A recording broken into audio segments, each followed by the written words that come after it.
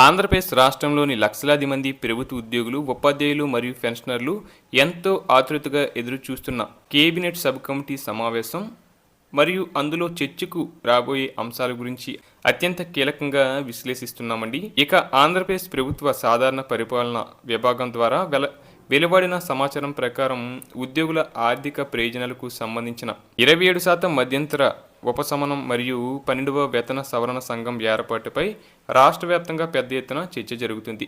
గత కొన్ని రోజులుగా మీడియాలో వస్తున్న కథనం ప్రకారం ప్రభుత్వం 27% ఐఆర్ ప్రకటించడానికి సిద్ధంగా ఉందని, దీనివల్ల ఉద్యోగుల జీవితాల్లో భారీ మార్పు వస్తుందని అందరూ భావిస్తున్నారు.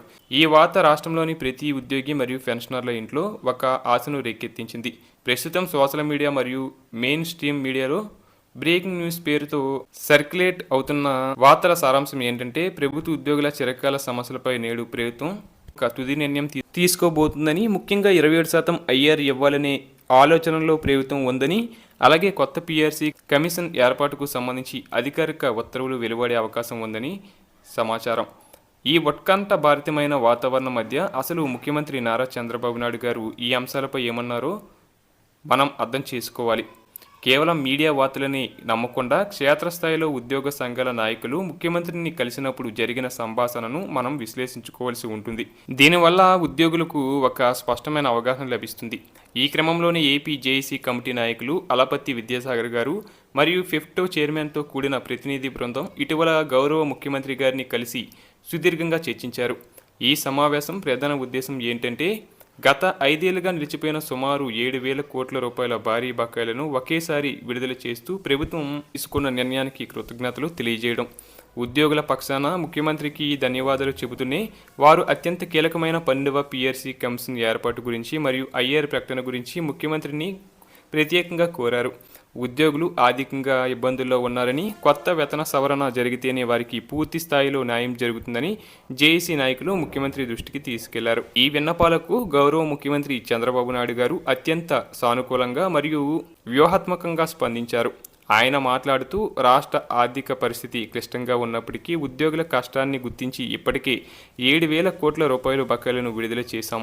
ఈ నిధుల విడుదలతో ఉద్యోగులందరూ కొంతవరకు ఊపిరి పీల్చుకుంటారని భావిస్తున్నాను అని పేర్కొన్నారు.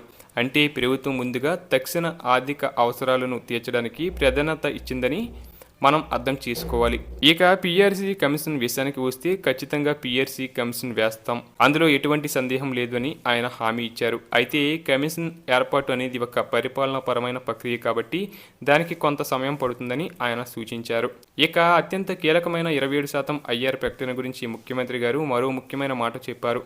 త్వరలో ఉద్యోగ సంఘాల నాయకులను పిలిచి అందరితో చర్చించి ఐఆర్పై ఒక తుది నిర్ణయం తీసుకుంటామని ఆయన స్పష్టం చేశారు. దీని అర్థం ఏంటంటే, ఇప్పట్లో ఐఆర్ మరియు పీఆర్సీపై అధికారికంగా ఎటువంటి తుది ప్రకటన ఉండే అవకాశం లేదు.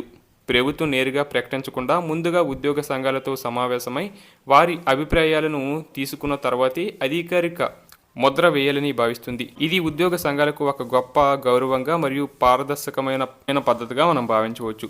ఉద్యోగుల ఆకాంక్షలకు మరియు రాష్ట్ర బడ్జెట్కు మధ్య సమతుల్యత దెబ్బతినకుండా ప్రభుత్వం అడుగులు వేస్తుంది.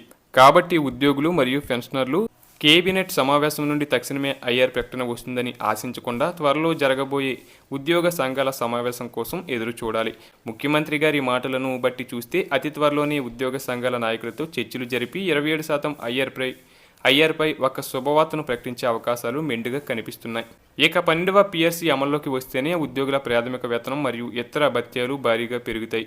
అందుకే ప్రభుత్వం దీనిపై ఆచితూచి అడుగులు వేస్తుంది.